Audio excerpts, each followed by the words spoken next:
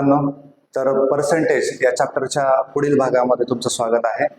आज आपण एक महत्त्वाची कन्सेप्ट घेणार आहोत, पर्सेंटेज इन्क्रीज अँड डिक्रीज. म्हणजे जो काही नंबर दिलेला आहे त्याच्यामध्ये काही पर्सेंटने वाढ होत असेल किंवा कमी होत असेल. उदाहरणार्थ, जर एखाद्या गावची पॉप्युलेशन दिली असेल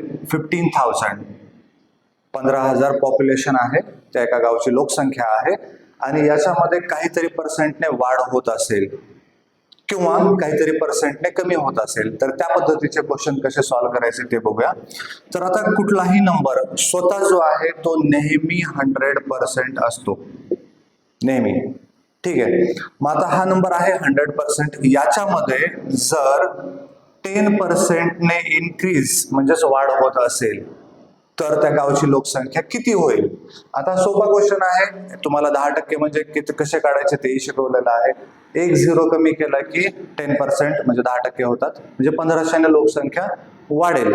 ठीक आहे, पण पर्सेंटेजच्या बाबतीत जर बोलायला गेलं तर ओरिजिनली 100% लोकसंख्या होती, ती आता 10%ने वाढली म्हणजेच 110% झाली. ठीक आहे, समजा हीच लोकसंख्या 25%ने वाढली असती तर नवीन लोकसंख्या झाली असती 125%. किंवा हीच लोकसंख्या कमी झाली असती म्हणजेच डिक्रीज झाली असती, समजा 15%ने कमी झाली असती तर नवीन लोकसंख्या किती पर्सेंट? 100% मायनस 15% म्हणजेच 85%.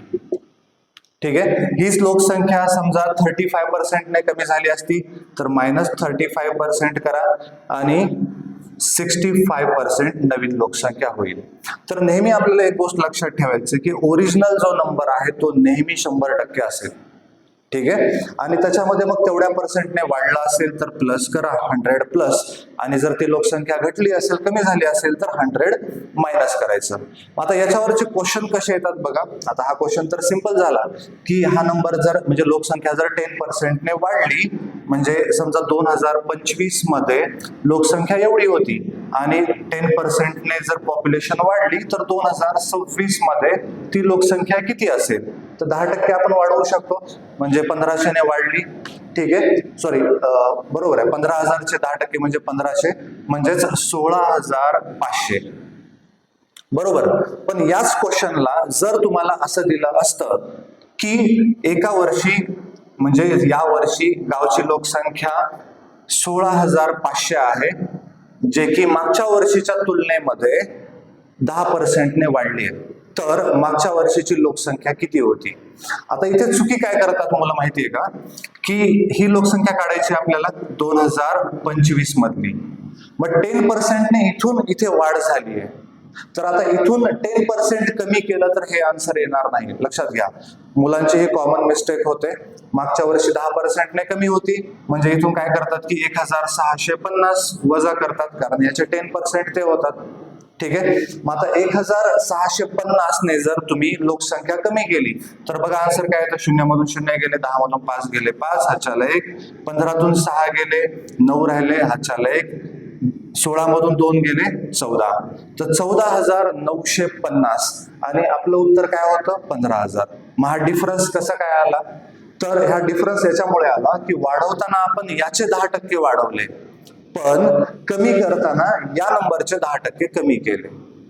तर हे अशी चूक होऊ नये आपल्याकडून, तर त्यासाठी काय करायला पाहिजे नेहमी लक्षात ठेवा. तर हे चूक होणार नाही यासाठी काय करायचं, ओरिजिनली 100% असेल. ठीक आहे, हा नंबर आपला नेहमी ठरलेलाच आहे, 100%च असणार आहे.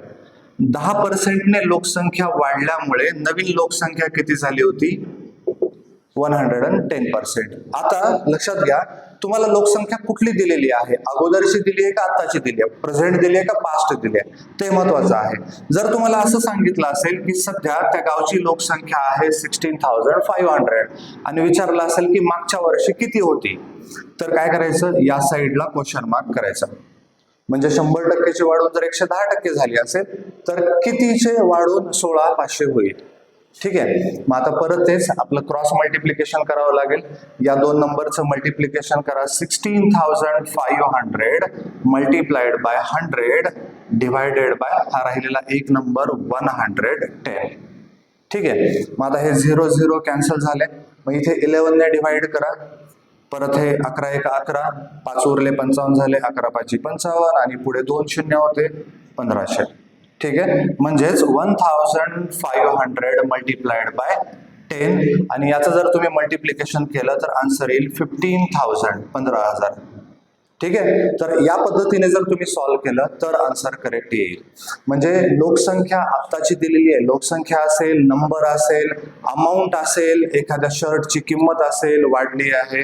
ठीक आहे. तर जे काही असेल तर ते प्रेझेंट दिलं आहे का वाढल्यानंतरचं दिलंय, तर ते अगोदर हे समीकरण लिहून घ्या. म्हणजे किती पर्सेंटने वाढ झाला आहे किंवा कमी झाला आहे आणि त्याच्यानंतर त्याच्या खाली ते लिहा. अगोदरचं म्हणजे ओरिजिनल दिलं असेल तर इथं लिहा, इथे क्वेश्चन मार्क करा.